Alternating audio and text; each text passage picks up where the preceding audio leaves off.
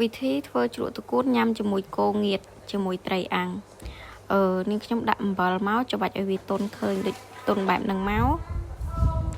ហើយដាក់ស្ករត្នោតមួយល្ព្រាបាយតែពុកម៉ែបងអូនខ្លះក៏ដាក់ស្ករសតែខ្ញុំដាក់ស្ករត្នោតតែវាឆ្ងាញ់រសជាតិឆ្ងាញ់ប៊ីចេងមួយកូនវែកកន្លះច្របាច់ឲ្យវាចូលជាតិមកហើយដាក់គល់ក្រៃ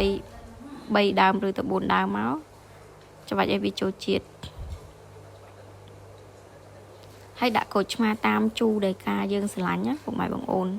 ហើយខ្ទឹមសហើយនិងម្ទេសខ្ញុំអត់សូវញ៉ាំហឹរទេដាក់ម្ទេសតិចបើពុកម៉ែបងប្អូនចង់ញ៉ាំហឹរដាក់ឲ្យច្រើនមកវាពិតជាឆ្ងាញ់មែនហើយខ្ញុំបញ្ចូលសលេងឲ្យខ្ញុំឃ្លានភាសាទៀតអីហើយញ៉ាំជាមួយគោងៀតកបីងៀតញ៉ាំមួយត្រីអាំងផ្ទាប់ហើយហូបមួយបាយកកឆ្ងាញ់ណាពុកម៉ែបងអូនហើយរសជាតិឆ្ងាញ់ហើយដិត